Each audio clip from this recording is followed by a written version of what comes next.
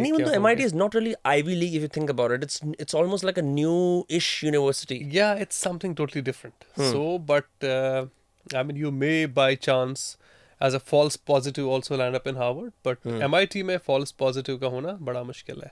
Hmm. वहाँ पे आपको रियल बंदा मिलेगा. हाँ. सो या आई मीन ठंड तो ठीक है, कश्मीर की ठंड भी वैसी होती है more less. But Kennedy school में एक चीज़ अच्छी थी, वो ये था कि एजुकेशन सिस्टम वेस्ट ने कैसे डेवलप अपना किया है.